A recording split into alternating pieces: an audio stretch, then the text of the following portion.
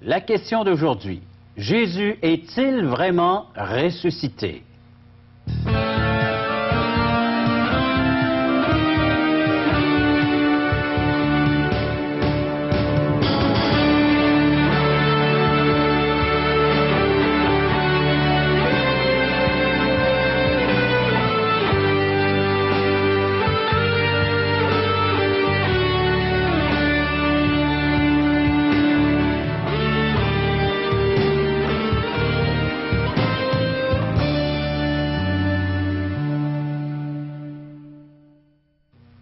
Mesdames, Messieurs, bonjour, bienvenue à l'émission Parole vivante. Que nous réserve cette prochaine demi-heure? Bien, nous allons être en bonne compagnie. Nous allons être avec un invité, tout d'abord, qui va répondre à la question du jour. Jésus est-il vraiment ressuscité? Nous aurons le plaisir d'accueillir à nos studios M. René Labbé, pasteur de l'Église baptiste évangélique de Beauport et professeur à l'École biblique à Québec. En plus, vous allez entendre également un chant qui va nous apporter à la réflexion sur le thème d'aujourd'hui. Et également une belle visite sur la rive sud de Québec, plus précisément à Saint-Jean-Chrysostome, pour visiter l'Assemblée chrétienne de la région, de cette localité. Alors donc, nous allons faire une visite, il va sans dire, à travers les églises évangéliques de la belle région de Québec, mais cette fois-ci, dans cette émission, ce sera Saint-Jean-Chrysostome. Vous pouvez également nous faire part de vos commentaires, de vos questions. Vous êtes invités, oui, à nous faire part de vos réactions suite à ce que vous entendez, à ce que vous voyez dans le cadre des émissions Paroles vivantes. Vous le faites par téléphone, 1-877-537-7647, 1-877-l'Espoir ou www.espoir.ca. Et par le fait même, vous pouvez nous faire la demande de certaines littératures qu'on offre tout à fait gratuitement. C'est un cadeau qu'on veut vous offrir. Entre autres, questions existentielles. Dieu existe-t-il? Et moi, qui suis-je? Alors, les réponses dans ce fascicule avec, il va sans dire, les références bibliques.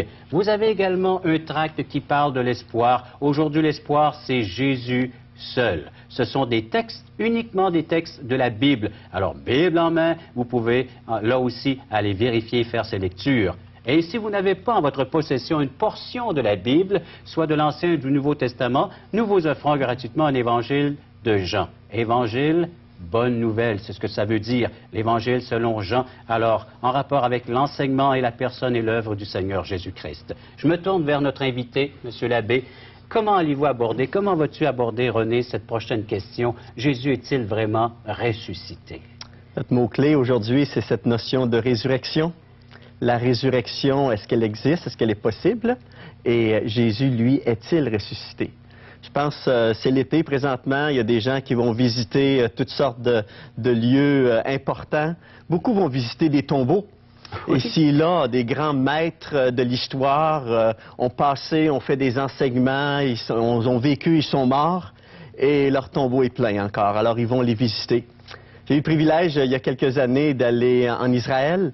La Terre Sainte. La Terre Sainte. Et j'ai été visiter aussi le tombeau, soi-disant, en tout cas, de Jésus-Christ. Et j'ai même pas été surpris. Il était vide. Ni déçu. Ni déçu, c'est exactement. J'ai appris que Jésus était non seulement mort, enseveli, mais il était ressuscité. Il était vivant. Et tu as bel et bien trouvé un sépulcre ou un tombeau vide. Vide. Et c'est la clé, le fondement du christianisme, la crédibilité du christianisme est attachée à la notion de la résurrection. Alors cet après-midi, aujourd'hui, on va prendre un temps pour regarder des évidences en ce qui concerne la résurrection de Jésus. Merci René. Bible en main, vous regardez, vous écoutez l'émission Parole vivante. Parole vivante vous invite à participer à l'un des nombreux merveilleux déjeuners de l'espoir. Ces déjeuners ont lieu dans plusieurs restaurants réputés de la région et vous sont offerts gratuitement. Venez entendre le témoignage d'une vie transformée par la puissance de Dieu. Pour connaître les détails concernant l'endroit, la date et l'heure pour votre région, composez le 1-877-537-7647 ou notre site web www.espoir.ca.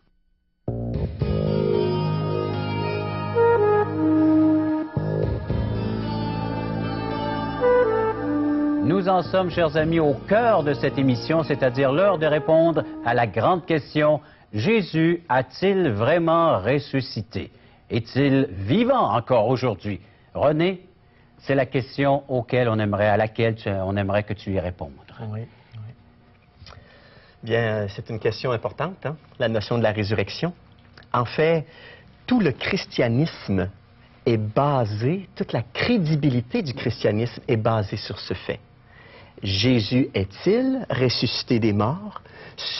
Si c'est vrai que Jésus est ressuscité des morts, alors tout ce qu'il a dit, tout ce qu'il a fait, trouve sa preuve dans le fait qu'il soit ressuscité. Autrement dit, c'est la preuve des preuves, la résurrection de Jésus.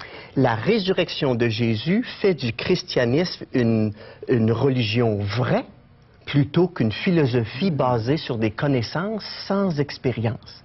La résurrection de Jésus manifeste que le christianisme est parfaitement crédible. C'est la crédibilité, cet événement unique dans l'histoire nous manifeste la crédibilité du christianisme. C'est la question fondamentale. Mais avons-nous suffisamment d'évidence disponible pour nous amener à croire à la résurrection de Jésus? Alors, puisque cet événement unique est absolument formidable, qui a pu prédire « je vais mourir, mais je vais ressusciter » On a des cimetières qui sont pleins aujourd'hui. Alors, ce qui amène beaucoup de gens à douter à la résurrection, c'est est-ce que j'ai des évidences? C'est facile de dire Jésus est ressuscité, mais est-ce qu'il y a des évidences de ça? Et j'aimerais qu'on regarde aujourd'hui le fait que, oui, il y a plein d'évidences. Croire au christianisme et croire à la résurrection, c'est d'avoir une foi éclairée. C'est pas de simplement sauter dans des nuages vides, dans le vide. Et d'abord, une des premières preuves, une des premières évidences de la résurrection de Jésus, c'est le fait que Jésus lui-même a pu affirmer ça. Qu'a-t-il dit, ce Jésus, concernant sa propre résurrection? Alors, qui on connaît qui a dit, moi, là, je vais vivre quelques années parmi vous et par la suite, je vais ressusciter? Au tout début de son ministère, Jésus disait, on trouve cette histoire dans l'Évangile de Jean, si vous voulez tourner à la maison dans l'Évangile de Jean, au chapitre 2, les versets 19 à 21, Jésus commençait à faire des miracles et il disait, fais-nous un miracle. Et Jésus, dans Jean chapitre 2, à partir du verset 19, il leur montre le miracle ultime qu'il allait produire quelque temps plus tard. Il leur dit, je vais ressusciter des morts. Il leur dit en d'autres mots, Jean chapitre 2, verset 19, ça dit ceci. Jésus leur répondit, détruisez ce temple et en 3 jours, je le relèverai. Les Juifs dirent, il a fallu 46 ans pour bâtir ce temple et toi, en 3 jours, tu le relèveras? Eux regardaient l'aspect physique de ce beau bâtiment qui avait pris 46 ans à bâtir, pierre sur pierre. Alors que Jésus, lui, prenait cette illustration-là pour dire, c'est mon corps qui va ressusciter. Le texte dit, mais il parlait du temple de son corps. C'est pourquoi, lorsqu'il fut ressuscité des morts, ses disciples se souvinrent qu'il avait dit cela et ils crurent à l'Écriture, et ils crurent à la parole. Dès le début de son ministère public, Jésus a dit, je vais mourir et je vais ressusciter d'entre les morts. Les 4 évangiles, en réalité, affirment ce fait-là tout au long. Et même quand on vient vers la fin des évangiles, c'est Jésus à ce moment-là qui, dans des termes tout à fait non équivoques, va dire « c'est vrai, je vais être rejeté, je vais être crucifié, mais je vais ressusciter le 3e jour ». Peut-être on pourrait tourner dans l'évangile de Luc, par exemple. Alors, on recule de quelques pages dans notre Bible. C'est l'évangile juste avant celui de Jean. Luc, chapitre 9. Et nous allons l'entendre directement de la bouche de Jésus dans le verset 22 du chapitre 9. Luc 9, 22. Jésus dit, « Il fallait que le Fils de l'homme souffre beaucoup, qu'il soit rejeté par les anciens, par les principaux sacrificateurs et par les scribes, qu'il soit mis à mort et qu'il ressuscite le 3e jour. » Il fallait, Jésus disait, qu'il soit lui-même rejeté, crucifié, mis à mort et ressuscité. Alors il l'a enseigné à ses disciples, puis il l'a prédit au peuple juif. Alors, une des premières évidences de la réalité, la crédibilité de la résurrection, c'est le fait que Jésus ait pu le prédire lui-même. qui allait ressusciter. Mais il y a bien d'autres évidences. J'aimerais voir le texte biblique, l'histoire biblique nous décrit aussi toutes sortes de circonstances qui nous amènent à croire sans aucune inquiétude le fait que Jésus a véritablement été crucifié et que Jésus a véritablement été ressuscité. Alors, tu vas nous faire ressortir les faits bibliques entourant cet événement de la personne de Jésus-Christ. Quelques événements. Par exemple, d'abord, le fait que Jésus a été jugé. On l'a mis à mort parce qu'il a été jugé.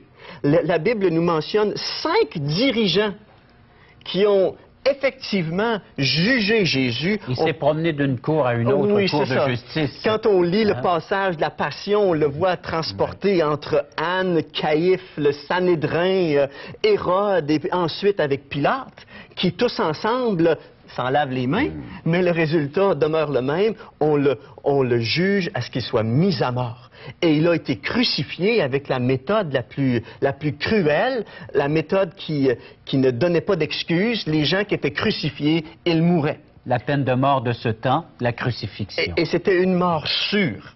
Quelquefois, les gens ont dit, ils ont placé Jésus à la croix, puis là, il a peut-être perdu connaissance, genre dans le coma un peu. Mais quand on comprend toute la souffrance, la flagellation, le fait qu'il était placé là, sur la croix, et même, il a été placé sur la croix, et là, la Bible dit que quelque temps après, puisque le lendemain était un sabbat, on voulait s'assurer que les crucifiés étaient morts. Jésus est mort entre 2 brigands, et pour s'assurer que les 3 personnes étaient vraiment mortes, on allait leur briser les jambes.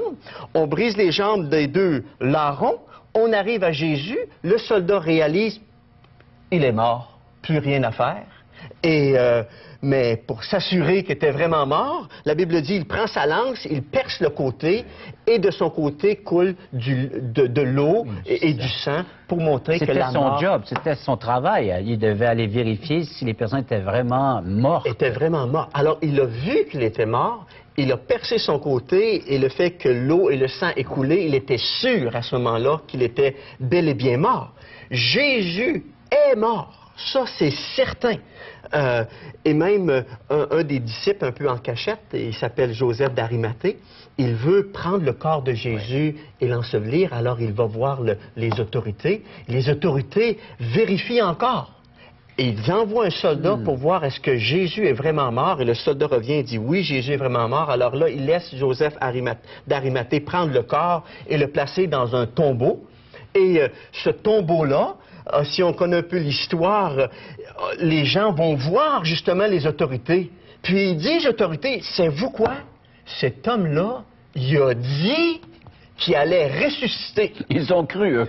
Alors, il s'est assuré que l'armée romaine soit autour. Hey, il a fait une promesse, si jamais il fallait que ça l'apparaisse, qu'il ait ressuscité des morts, là, ça y est, tout le monde va croire en lui.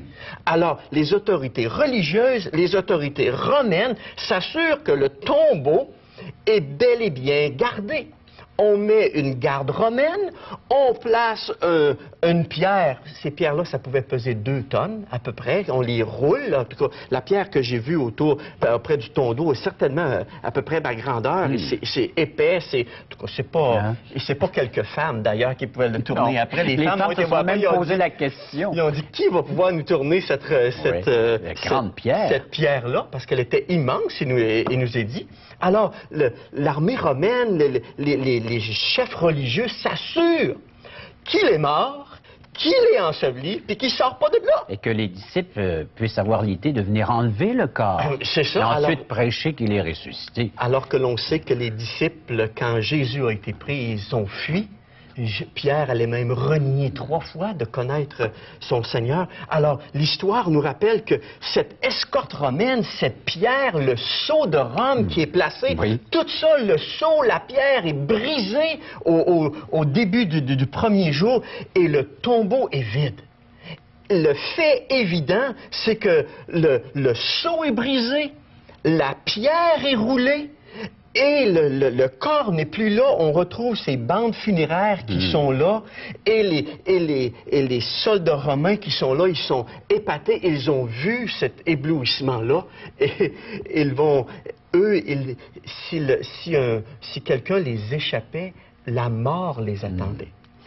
Alors les chefs religieux les rassurent en disant « Faites-vous-en pas, dis que ses amis sont venus le chercher. » De ne pas avoir manqué à leur garde. Hein? C'est ça. Mais qu'en disent les premiers témoins? Alors, justement, si les faits historiques nous montrent que Jésus est mort, enseveli, ressuscité, je pense aux premiers croyants, les premiers chrétiens. Si les premiers chrétiens savaient que c'était une manigance, qu'il n'était pas vraiment mort, qu'il n'était pas ressuscité, cette gang de peureux-là, se serait-il transformé dans plus grand évangéliste de leur siècle après ça? Certainement jamais. Est-ce que quelqu'un serait prêt à mourir pour quelque chose qu'il sait être un mensonge? Si la résurrection était pas la réalité, est-ce que les apôtres auraient été prêts à mourir pour un tel mensonge? Certainement pas. Les apôtres, la Bible nous dit, ont vu à plusieurs reprises Jésus après sa résurrection, avant son ascension. Je lisais dans ma lecture personnelle ce matin, moi-même, dans l'Évangile de Jean, au chapitre 21, une autre histoire où Jésus parle, il rencontre ses disciples sur le bord de la mer et il les amène à prendre un déjeuner. Et le texte dit dans Jean, chapitre 21, le verset 14, « C'était déjà la 3e fois que Jésus se montrait à ses disciples qui étaient ressuscités des morts. » Donc, ils l'ont vu, ils l'ont rencontré à nouveau, même après sa mort. Et Jésus s'est présenté à plusieurs reprises. À plusieurs reprises, il leur disait « La paix soit avec vous ».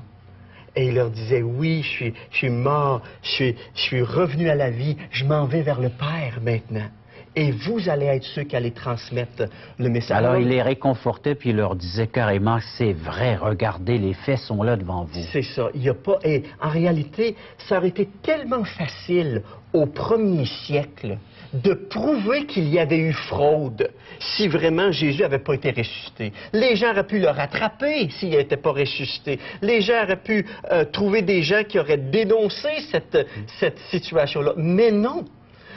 Paul pouvait dire il est ressuscité, puis il y a encore des gens parmi nous qui pourraient vous l'attester. Et ça, c'était plutôt vers les années 50, 20 ans après. Il n'y avait aucune marque de fraude du fait que Jésus était bel et bien Et la Bible parle de plus de ressuscité. 500 témoins de sa résurrection. Qui l'ont vu à la fois. Alors, il ne s'agit pas là, de hypnose de 2-3 personnes qui auraient vu Jésus apparaître soudainement, mais Jésus s'est adressé à des foules de croyants, par exemple. Jésus n'est apparu qu'aux personnes qui avaient placé leur confiance en lui après sa résurrection. Et l'histoire, elle, que nous raconte-t-elle? À travers l'histoire, on peut voir les preuves qui soient littéraires, qui soient archéologiques, qui soient des témoins sincères, qui ont regardé les événements, qui ont sondé soit les Écritures ou l'histoire. Et les personnes sincères, je pense bien, les personnes qui sont neutres à la recherche, ne peut pas faire autre chose que te dire c'est un fait des mieux établis, la résurrection de Jésus. Je pense à un historien, par exemple, du nom de Thomas Arnold. Thomas Arnold, il est un auteur de l'histoire de Rome en 3 volumes et il était directeur du département d'histoire de l'université d'Oxford. Alors, c'est pas quelqu'un qui vient d'arriver sur la scène en histoire, c'est vraiment une sommité dans l'histoire puisqu'il était directeur du département d'histoire à Oxford University. Et il affirme, lui, ceci. Il dit « J'ai servi pendant des années à étudier les histoires des temps passés et à examiner le poids de leurs évidences. Il dit « Je ne connais aucun autre fait dans l'histoire de l'humanité qui soit prouvé par une meilleure ou plus complète évidence de toutes sortes que le grand signe que Dieu nous a donné, que Christ est mort et soit ressuscité des morts. » Un grand historien, quelqu'un qui a dit « J'ai fait des recherches partout, mais il y a un signe, il y a un événement historique qui est prouvé de façon formidable, c'est le fait que Jésus soit mort et qu'il soit ressuscité. » Mais pourquoi est-ce si important de croire en la résurrection de Jésus aujourd'hui? Voyez-vous, Jésus a mis l'emphase sur le fait qu'il fallait croire à la résurrection, parce que la résurrection a des effets sur nous. La Bible dit que si je ne crois pas à la résurrection, je ne peux pas avoir mes péchés pardonnés. Paul pouvait partager l'Évangile souvent. Et il partageait, par exemple, le résumé de l'Évangile dans l'Épître de Paul, bien entendu, aux Corinthiens, au chapitre 15. Et il partageait qu'est-ce que c'était l'Évangile. Si vous voulez tourner, mes amis, dans 1 Corinthiens, l'Épître de Paul aux Corinthiens au chapitre 15, les premiers versets nous expliquent l'Évangile. Et Paul dit ceci: « Je vous rappelle, frères, l'Évangile que je vous ai annoncé, que vous avez reçu, dans lequel vous avez persévéré, et par lequel vous êtes sauvés si vous le retenez dans les termes où je vous l'ai annoncé, autrement vous auriez cru en vain. Et je vous ai enseigné avant tout, comme je l'avais aussi reçu, que Christ est mort pour nos péchés selon les Écritures, qu'il a été enseveli, qu'il est ressuscité, et est ressuscité le troisième jour selon les Écritures. » Alors donc, croire en la résurrection de Jésus-Christ est nécessaire pour jouir maintenant des promesses et l'accomplissement envers le christianisme. Et jouir d'une relation avec Jésus. Parce que si Jésus est ressuscité, il est vivant. Il est mort pour payer pour mes péchés. Il est ressuscité pour avoir une vie, une relation intime avec moi. Et je dois croire qu'il est vivant. Alors donc, à nous de l'accueillir. Il est vivant, il se révèle, il se fait connaître à nous aujourd'hui. Alors les téléspectateurs peuvent l'accueillir encore aujourd'hui dans leur vie. Croire à la résurrection, c'est d'avoir une foi éclairée. C'est d'avoir une foi basée sur des preuves qui sont absolument inévitables. Et c'est croire dans quelque chose qui est nécessaire pour le ciel. Et un fait véridique, la résurrection de Christ. Paul disait, si Christ n'est pas ressuscité des morts, vous êtes encore dans vos péchés. Prenons un temps de réflexion suite à ce sujet que nous venons d'entendre.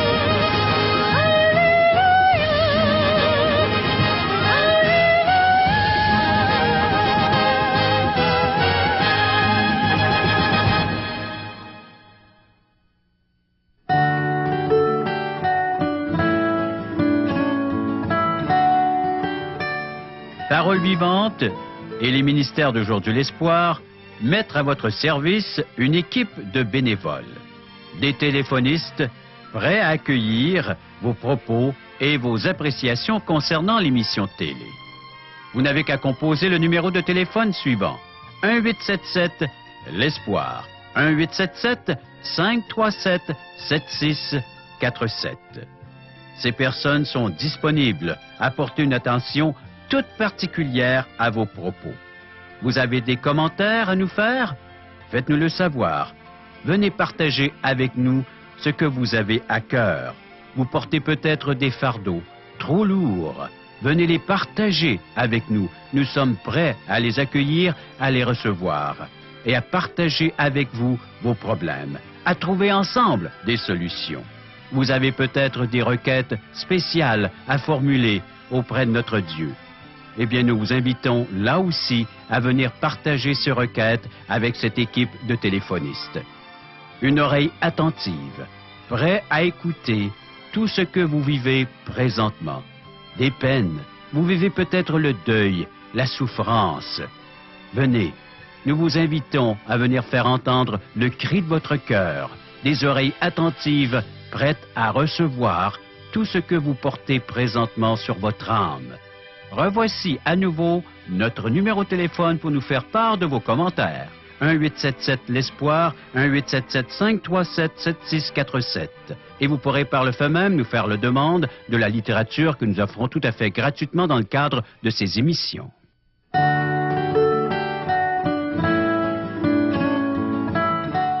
Vous êtes cordialement invités à assister à un merveilleux déjeuner de l'espoir qui aura lieu au restaurant Thomas Tam, 5233 boulevard Amel, Les Saules.